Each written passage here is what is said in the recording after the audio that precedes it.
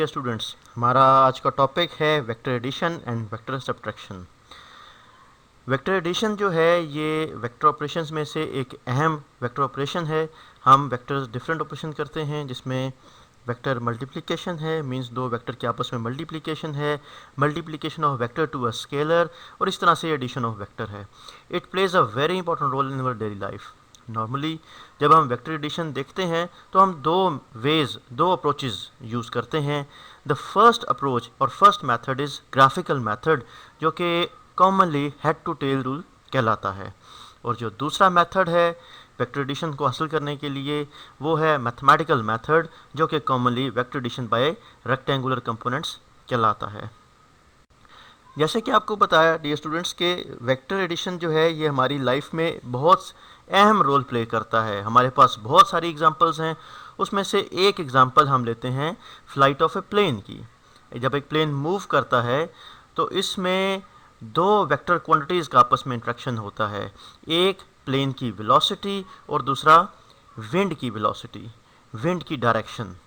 सो ये दोनों चीज़ें मिलकर डिसाइड करती हैं प्लेन की मोशन को। हम देखेंगे कि इसमें कौन कौन से केसेस हैं। जो पहला केस है वो है कि when tail wind blows. Tail wind blows का मतलब ये है कि विंड ब्लो करती है उसी डायरेक्शन में जिस डायरेक्शन में प्लेन मूव कर रहा है, यानी एयरप्लेन की वेलोसिटी और विंड दोनों सेम डायरेक्शन में है। इस सूरत में प्लेन की जो वेलोसिटी है वो ज़्यादा हो जाती है, जैसे कि आप ये देख रहे हैं। दूसरा केस है व्हेन हेड विंड ब्लोज।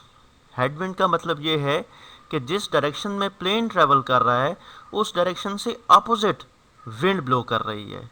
इस कंडीशन में क्या होता है, जो प्लेन की स्पीड है वो कम हो जाती है। अगर आप पहले केस से कंपेयर करें तो अब आप देख रहे हैं कि प्लेन कंपैरेटिवली कम वेलोसिटी के साथ मूव कर रहा है, इसका मैग्नीट्यूड कम हो गया है। और तीसरे नंबर पर जो हमारे पास केस आता है वो ये है कि व्हेन क्रॉस विंड ब्लोज, यानी जिस डायरेक्शन में प्लेन ट्रेवल कर रहा है उसके परपेंडिकुलर विंड ब्लो कर रही हैं। यानी कि प्लेन अगर राइटवर्ड जा रहा है और विंड अपवर्ड ब्लो कर रही है तो अब प्लेन अपनी असल डायरेक्शन से डेविएट करेगा। इस चीज़ को हम ड्रिफ्ट भी कहते हैं, जैसे कि ये केस है। अब ये समझने के लिए कि वेक्टर एडिशन होती कैसे है, हम बिल्कुल बेसिक से स्टार्ट करेंगे। इसके लिए हम फर्ज करते हैं तीन वेक्टर्स।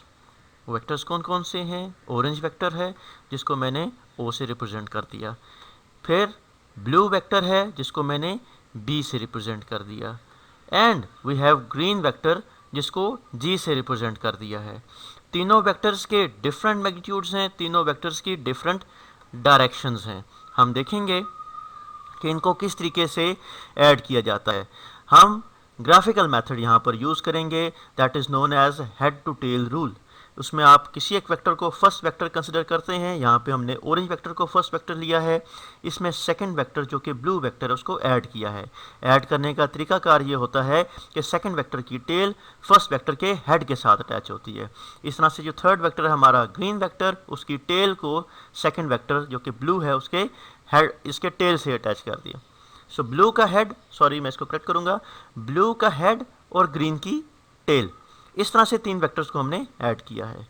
अब फाइनली जो रिजल्टेंट वेक्टर आएगा उस रिजल्टेंट वेक्टर की टेल फर्स्ट वेक्टर जो कि ऑरेंज वेक्टर है उसकी टेल के साथ कनेक्ट होगी, और उसका हेड फाइनल वेक्टर जो कि थर्ड और ग्रीन वेक्टर है उसके हेड के साथ कनेक्ट होगा। तो ये रिजल्टेंट वेक्टर कनेक्ट हो गया इसके साथ। ये जो रिजल्टेंट है that is given by O vector plus B vector plus G vector. अब देखना यह है कि क्या अरेंजमेंट मैटर करती है या नहीं करती। तो हम क्या करते हैं, हम अरेंजमेंट चेंज करते हैं। अब बजाय इसके कि पहले ऑरेंज लिया, हमने पहले ले लिया ब्लू वेक्टर। हमने पहले ब्लू वेक्टर ले लिया। इसमें हम ऐड किया हमने orange vector by head to tail rule, and by head to tail rule हमने थर्ड वेक्टर को भी ऐड कर दिया। जो रिजल्टेंट है उसकी टेल ब्लू की टेल से और रिजल्टेंट का हेड ग्रीन के हेड से अटैच हो गया। इसमें जो हमारे वेक्टर्स ऐड हुए हैं वो पहले से डिफरेंट अरेंजमेंट में, इसमें ब्लू वेक्टर पहले है, दूसरे पर ऑरेंज है और थर्ड में ग्रीन है। हम एक और अरेंजमेंट देखते हैं जिसमें पहले हमारे पास ग्रीन वेक्टर है, by head to tail rule हमने इसमें ब्लू वेक्टर ऐड किया और फिर ऑरेंज वेक्टर ऐड किया। तो जो रिजल्टेंट होगा उसकी टेल ग्रीन की टेल के साथ और रिजल्टेंट का हेड ऑरेंज के हेड के साथ जाके अटैच हो जाएगा, और हमारे पास जो रिजल्टेंट आएगा that is given by R vector is equal to G vector plus O vector plus B vector plus O vector. तो अब हम देखते हैं कि हमने जो 3 डिफरेंट अरेंजमेंट ली हैं, क्या उन 3 डिफरेंट अरेंजमेंट की वजह से रिजल्टेंट पर कोई फ़र्क पड़ा है। तो इनका कंपैरिजन करते हैं। This was our first case, this was the second one and this is the last one.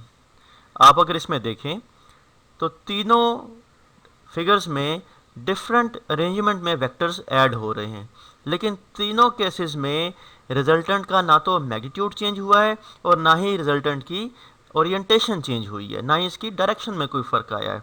इसका मतलब आप जो मर्जी अरेंजमेंट ले लें, किसी भी वेक्टर को आप पहले ले लें, किसी भी वेक्टर को आप बाद में ले लें, रिजल्टेंट पर फ़र्क नहीं पड़ेगा। यहाँ से क्या पता चला, यहाँ से हमारी कंक्लूजन ये आई कि जो वेक्टर एडिशन है ये कम्यूटेटिव है। Vector addition is commutative. इसके बाद जो दूसरा पार्ट है that is vector subtraction. Vector subtraction अलग से कुछ भी नहीं है, it is an extension of vector addition. इसमें आप एक वेक्टर लें, जैसे वेक्टर बी है, उस बी को जब आप -1 से मल्टीप्लाई करते हैं तो आपको -b मिल जाता है, सेम मैग्नीट्यूड लेकिन रिवर्स डायरेक्शन। अब आप क्या करते हैं, मेन वेक्टर में ये -b वेक्टर को ऐड करते हैं, तो इस तरह से आपको वेक्टर सब्ट्रैक्शन मिल जाता है। इस चीज़ को समझने के लिए हम क्या करेंगे कि हम अगेन वेक्टर एडिशन करते हैं। लेट्स से हमारे पास ये a वेक्टर है, इसमें हमने b वेक्टर को ऐड किया तो हमारा रिजल्टेंट आ गया r vector, that is given by r vector and that r is equal to a plus b। अब आप क्या करेंगे, इस b को -1 से मल्टीप्लाई करेंगे तो ये इन्वर्ट हो जाएगा और ये बन जाएगा -b।